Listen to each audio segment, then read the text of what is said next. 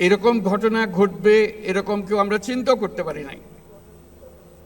যখন ঐক্যমত্য কমিশন গঠন করলাম, মনে মনে আশা ছিল যে হয়তো দু একটা বিষয়ে তাদেরকে একমত করতে পারবো, কিন্তু রাজনৈতিক দলের বক্তব্য শুনলে মনে হয় কেউ কারো কথা শুনবে না। কাজে ভয়ে ভয়ে এটা শুরু হয়েছিল।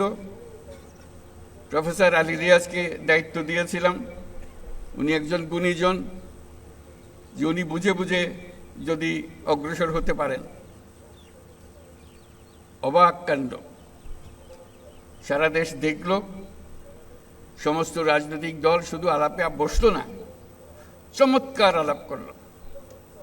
এত গভীরভাবে, এত গভীর জ্ঞানের সঙ্গে তাদের মধ্যে আলোচনা হলো, এত সৌহার্দ্যের সঙ্গে আলোচনা হলো, এটা না দেখলে আমাদের বিশ্বাস হতো না।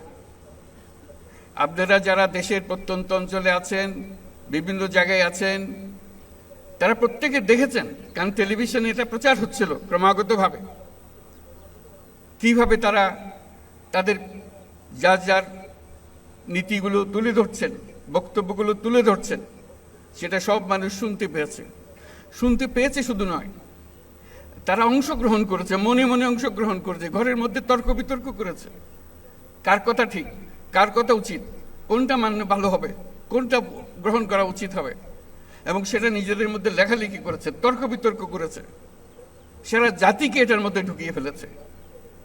আপনারা শুধু সীমাবদ্ধ কামরাতে বসে আলাপ করেননি, আপনারা সারা জাতিকে এটার মধ্যে আলোচনার মধ্যে শরিকদার করেছেন, সবাই অংশগ্রহণ করেছে। কেউ তাৎক্ষণিকভাবে কেউ রাজি হয়ে গেছে এমন ছিল না। অবস্থা দেখে মনে হচ্ছিল বেশি দূর বোধহয় অগ্রসর হবে না, কয়েকটি বিষয়ে একমত হয়ে বোধহয় সমাপ্ত হবে। কিন্তু ক্রমে ক্রমে যত জটিল বিষয় হোক না কেন, ঐক্যমতে এসছেন। আজকে আমরা একটা দীর্ঘ তালিকা নিয়ে এই সনদ প্রণয়ন করতে পারছি। আমরা রাজনৈতিক দলের সদস্যদের জন্য এবং আমাদের কমিশনের সহসভাপতি এবং সদস্যবৃন্দের জন্য জোরে একটা হাততালি দিয়ে অসম্ভবকে সম্ভব করার জন্য। তারা ইতিহাসে অক্ষয় হয়ে থাকবে, তাদের নাম অক্ষয় হয়ে থাকবে। লোকে চিন্তা করবে যে তারা কিভাবে এটা করেছিল। আজকে এই দিনটি যে পেলাম, এটা মহান দিন। এটার কথা চিন্তা করলে গা শিউরে ওঠে। এমন একটি দিন, সেটা শুধু জাতির জন্য না, সারা পৃথিবীর জন্য একটা বড় রকমের উদাহরণ হয়ে থাকবে। বহু জায়গায় সেটা পাঠ্যপুস্তকে থাকবে, সেটা ক্লাসরুমে আলোচনা হবে, রাজনৈতিকবিদদের মধ্যে নিয়ে এটা নিয়ে আলোচনা হবে বিভিন্ন দেশে। কোনটা ঠিক, কোনটা বেঠিক, তারা কি বললো, আমরা কি চাই, তারা সেটা পারে কিনা সেটা চেষ্টা করে দেখবে তাদের দেশে এটা সম্ভব কিনা। যেই উদাহরণ আমাদের দেশের রাজনৈতিকবৃন্দ সৃষ্টি করেছেন, সেটা দেশের জন্য তো বটেই, সারা পৃথিবীর জন্য উদাহরণ হয়ে থাকবে। আমি তাদেরকে আবারও মোবারকবাদ জানাই এই কাজটি করার জন্য, দেশকে অনেক উচ্চে নিয়ে যাওয়ার জন্য। বহু উচ্চে নিয়ে গেছেন তারা। এই যে আমরা এটা পারলাম,